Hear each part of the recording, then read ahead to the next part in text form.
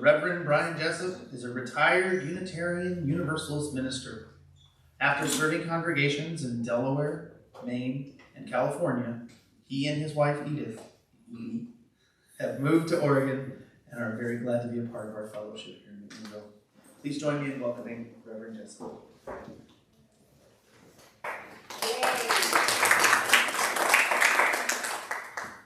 Thank you. I am relieved to see folks here today.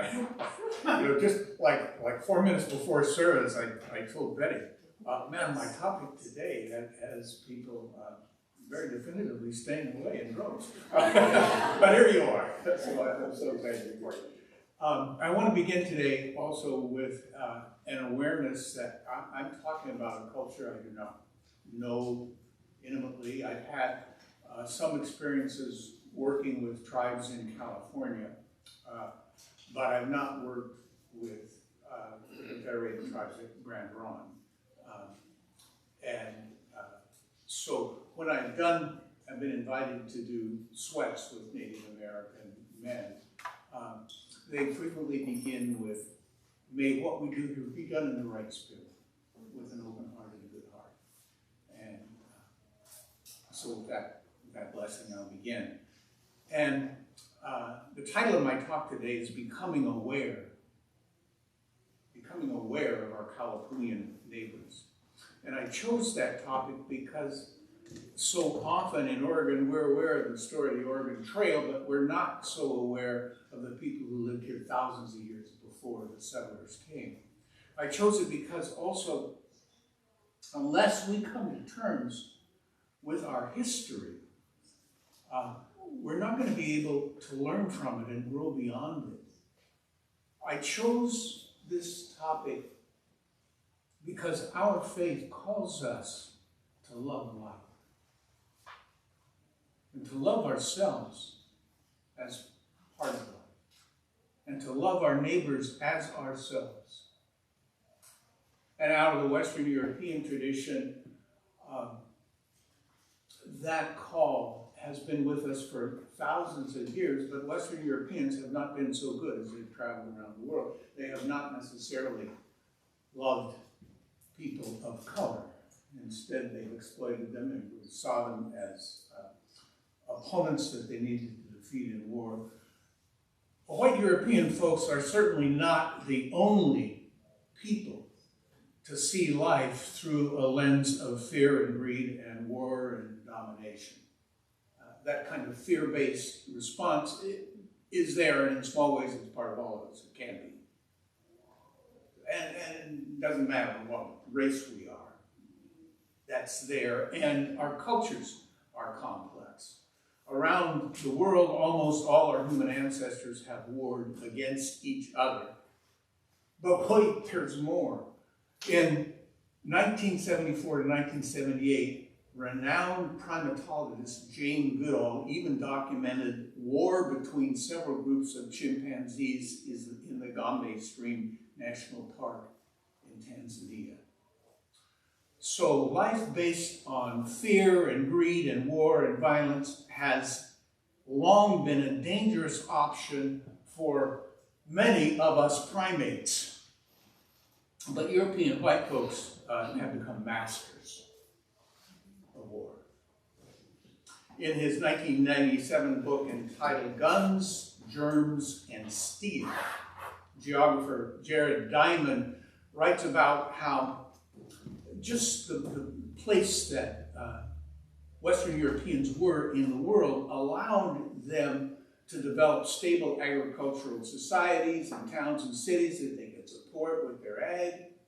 And then this developed into nation states.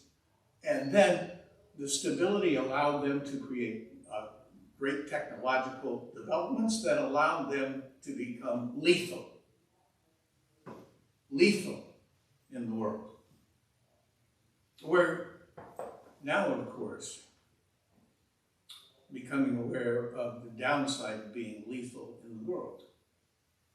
Warming oceans, unprecedented heat waves, mass migration. My God, speaking of climate change, New York underwater. Dang. But it didn't stop there. The threat of nuclear annihilation, enormous gaps in wealth between the rich and the poor in this country and around the world, wars all over the planet, and tremendous instability tearing apart the fabric of our nation even now. Being lethal has its drawbacks. Clearly, it's well past the time that we human beings freed ourselves from our death-dealing ways. But to do so, we have to become aware. We have to become aware of what we've done. Not personally, but what our lineage has done. The horrible things that greed and war and fear have led us to do. We have to become aware of that, and we have to open ourselves to transform our warlike way of being. So we begin with patient listening and observing. A good place to begin in the Willamette Valley here is to raise our awareness by considering the arrival of human beings here way back. I'm talking about 10 to 14,000 years ago. Human beings drifted into the Willamette Valley. And the story of those first people, they're our sisters and brothers and non-binary relatives. They're us, we're them. It's complex. They knew about war. They knew about fights over territory. They knew about raids and taking captives. That stuff happened, but on a different level than the masters of war from Western Europe. The several bands that make up the Kalapuyan people were by and large pretty peaceful. This was an abundant place to live. Why fight? They practiced a successful, sustainable way of life, hunting, gathering. They lived in harmony with the natural world, and mostly in harmony with their neighbors, until the Europeans came. And along with the Europeans came devastation, guns, germs, and steel. While the guns of the colonizers killed many, germs killed even more. Smallpox, malaria, influenza imported from the colonizers nearly wiped out the whole indigenous population. Prior contact with the colonizers, the Kalapuyan people were believed to have numbered as many as 15 to 20,000. By 1805, when Lewis and Clark got here, their number had been cut in half. It was around 9 or 10,000 people, and almost 50 years later, in 1849, the population was down to a few hundred. 95% of the Kalapuyan people had died by 1849. That's astounding. We compare that to the bubonic plague in Europe. 60% of the population died. Horrendous, horrendous. 95%, even more than we can imagine. White settlers and their guns and farming and logging implements made of steel. This is the guns, germs, and steel framework. So white settlers with their instruments made of steel took over the Kalapuyan lands and villages, which were pretty much vacant. White vigilantes groups, though, went out to kill any natives that were left. In 1857, in an effort to ameliorate white people's fear and in an effort to curb white people's violence against the native population, the Grand Ronde Reservation was established. And it's more, of course, than the Kalapuyan people. There's 27 tribes there. But the move to the reservation was no simple thing.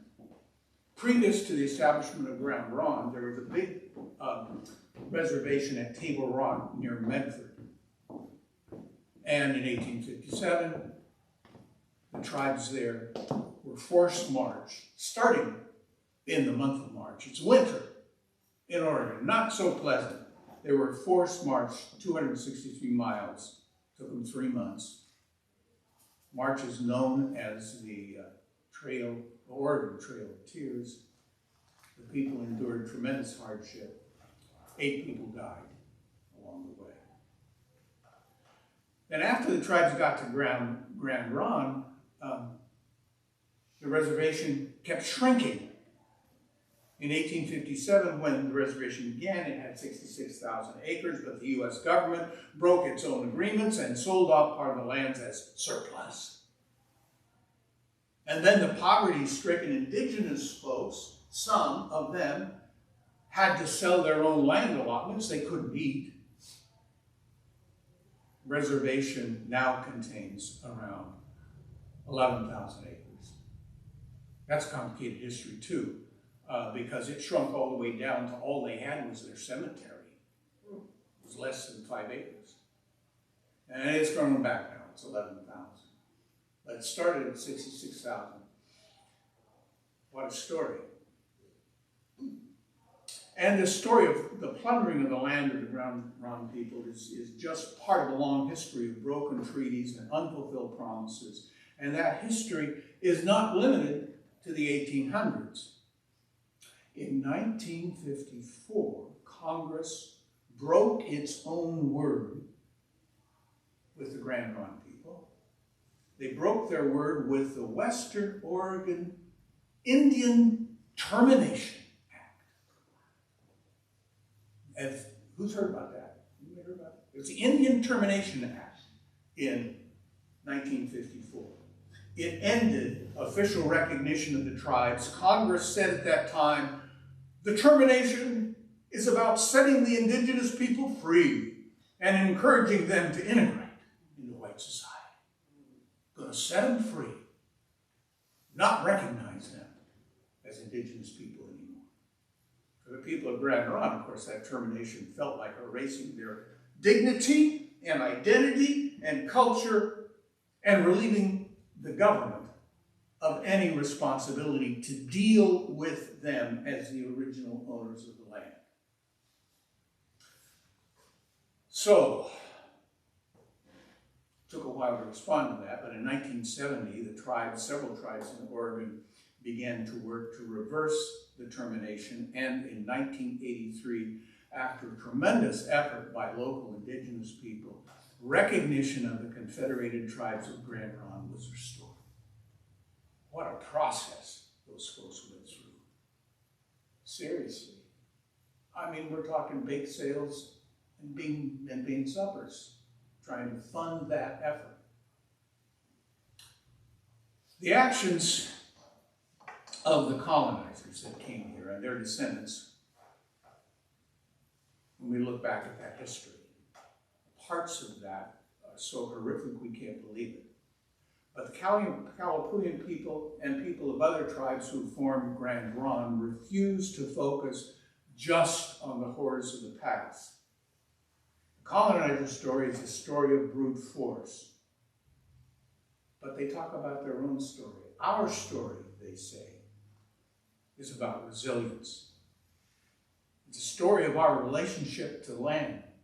8 people died on the Oregon Trail of Tears, but 8 babies were born on that trip as well. Our story is a story of us persevering and honoring our land and remembering our culture. And our culture has so much to teach us. For the Kalapuyan people, the whole natural world is alive and sacred. They practice a form of land management where annually they set fire to the valley about this time of year. And in doing so, they cleared the land of excess vegetation and they renewed food plants like the camas lily, deposited nutrients in the soil, and for 10 to 14,000 years, these folks lived on this land, created a stable society where they harvested the fruits and vegetables of the valley and lived in peace. I mean, we've been here less than 200 years, or about 200 years. Man, are we going to last 1,000? They lived not as dominators, but as people living in harmony with the world that for them was sacred. And the sacred spirits and the sacred beings in this world called for mindfulness and respect. And Coyote would put them into place if they got out of line. David Harrelson, who is Kalapuyan himself and the current Cultural Resource and Tribal Historical Preservation Officer at Grand Ronde, speaks of the mindfulness and respect that his forebears had for the world around them, for the plants and animals that sustained them. He speaks about the ingenuity his forebears developed in living with the seasons, speaks about the shelters and clothing and tools that they created right out of the earth.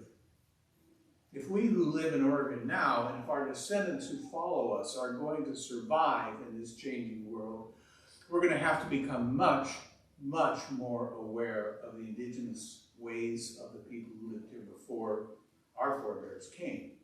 And we're going to have to change our way of living and our way of relating to one another.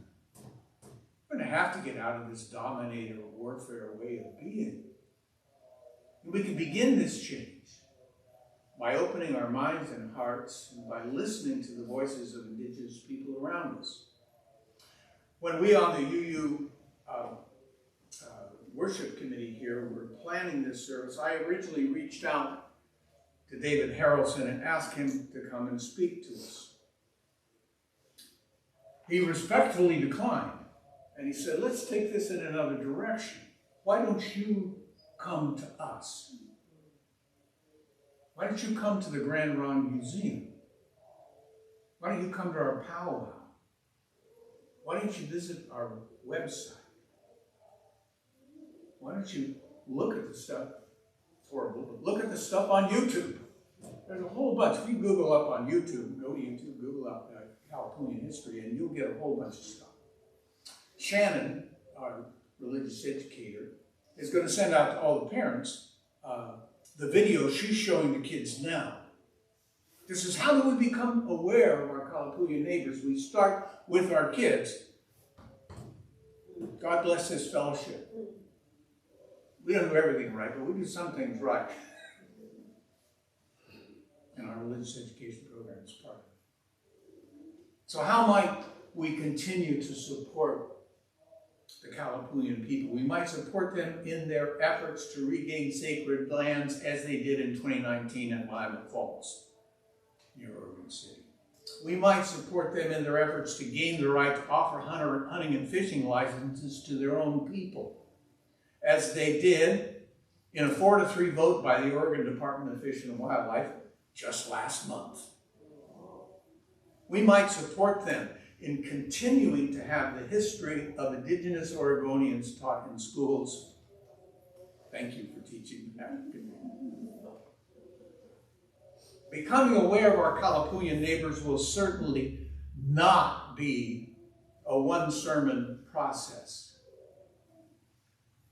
It'll be a process of ongoing listening and learning.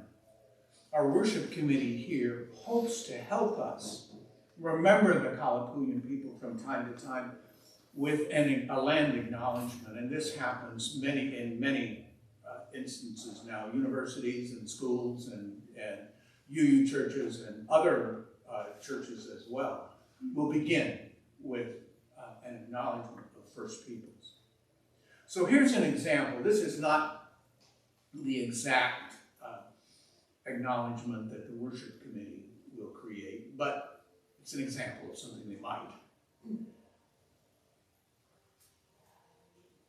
As a fellowship, as our fellowship gathers here today, we bring ourselves to consciousness that we're meeting on the traditional lands of the Kalapuyan people. We remember that they are still with us here today. And we commit ourselves to listening carefully to their wisdom and to their needs, and to siding with them when they need our support. We grieve the brutal actions of the colonizers who came before us. And we commit ourselves to doing everything we can to dismantle the colonizers' violent, war-oriented way of life, the echoes of which still bind us today. Our worship committee recognizes that a statement like this is just a tiny step in moving in the direction of a right relationship with our Indigenous neighbors. But it's a step we hope that you will all support us in taking together. And as we do, may the Spirit of life and love guide us. May we free ourselves and our nation from the curse of greed and war and violence. And remembering the Kalapuyan people, may we open our hearts, learn to hold the world as sacred and living, and may we learn to walk the path